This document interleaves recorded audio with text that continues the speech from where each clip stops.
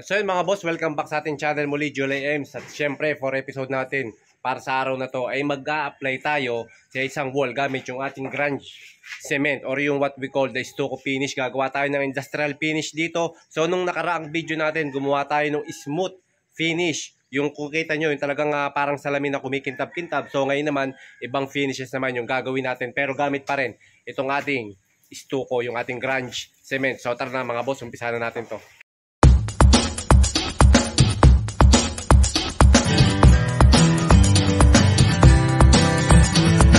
At syempre mga bossing, hindi mawawala yung ating mga tools na gagamitin. Pwede tayong gumamit ng paleta, scraper, rodelang bakal, kutsara, scraper.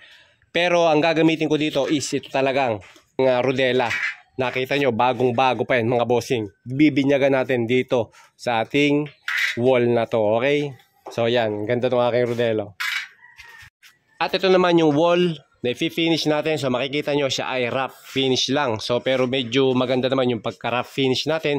So kaya naman hindi tayo masyadong mahirapang mag-stucco. Okay, so bali yung gagawin natin, lilinisin muna natin itong ating wall. Tanggalin natin, iskripin natin yung mga excess na mga butlig-butlig, butil-butil na buhangin na tumigas na, kasi makaka-apekto yun sa ating pag-stucco.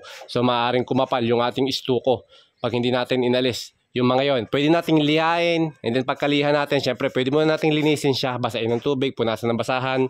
Okay na yun mga boss.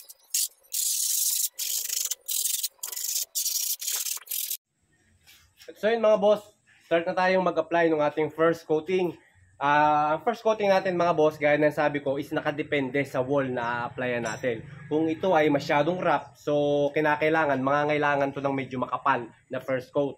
Pero kung ang wall natin is smooth or medyo maganda yung pagkaka-finish ng plastering, is manipis na lamang yung i-apply natin na stucco.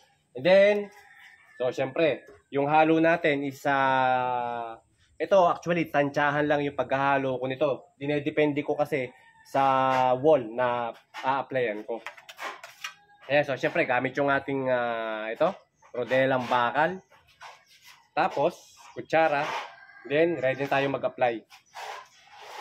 So, yung application natin ng stucco, yung ways ng ating pag-apply is kahit anong direction pwede.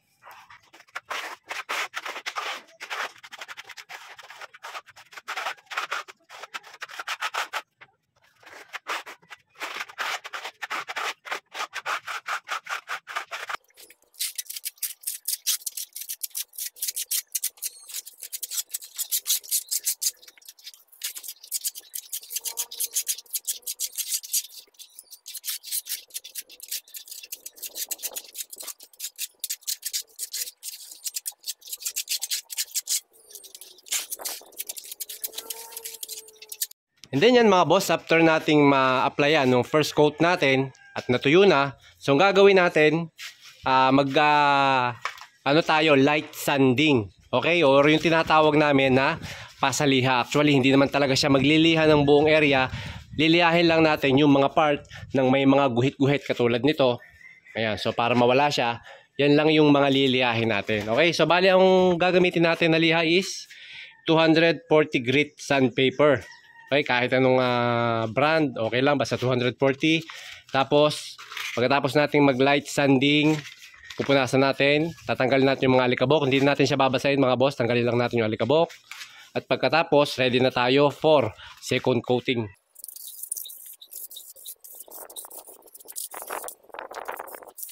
So yan, okay na yung ating pasaliha. And then pagkatapos, pwede na tayong mag-second coat kapag tuyong-tuyo na siya. So paano nyo ma-notice kung tuyo na siya? So pag nakita nyo yung stucco nyo is ganito na yung kulay, gray na tuyong-tuyo na siya. Tapos pag basa siya, ayun, ganoon naman ang kulay niya pag basa. So pagkita nyo na meron pa mga wet mark, wet stain na ganyan, so hindi pa siya ready for second coat. Kailangan matuyo siya, mawala yung mga ganyang wet mark natin, yung mga wet stain. So bago tayo mag-apply ng second coat. So bali yun, yung itinuro sa atin ng grunge nung sila ay nag-demo. So kaya sinusunod lang natin.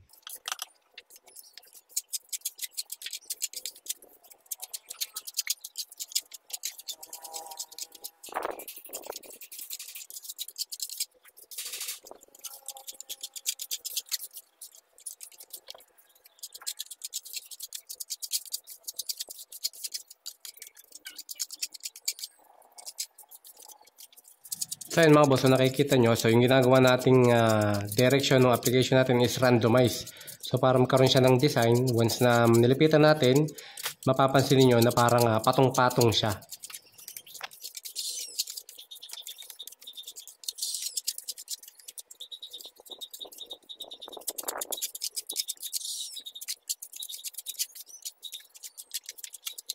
Yung second coat application naman natin mga boss is konti-konti lang yung kuha natin ng halo. So ginagawa ko ganyan lang. And then pagkakuha natin, tsaka natin i-apply siya ng pababa, patagilid. Yan, pa-diagonal. Yan, kung saan sa direksyon punta. Okay? Yung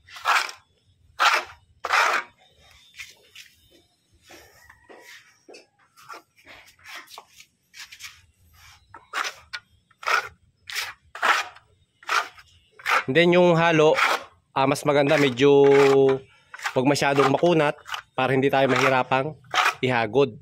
Okay, punas.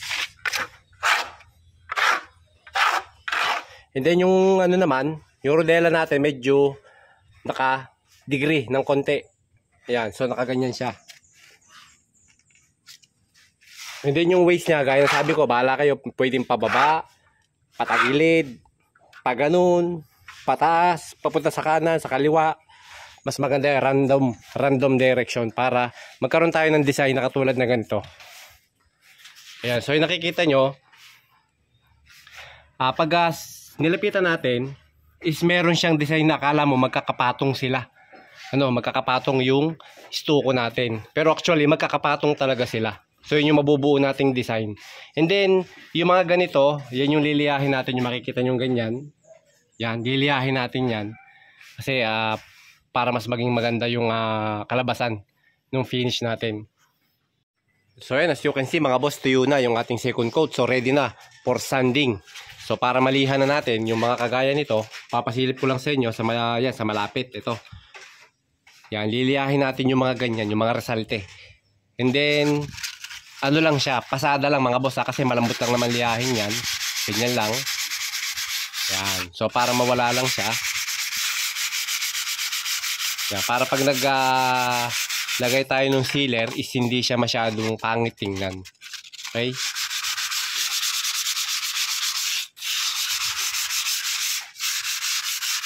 Light lang yan mga boss, huwag nyo uubusin yung resalte na yun kasi itong part ng ganito, yung kita nyo may nakaumbok na ganyan para naka-emboss.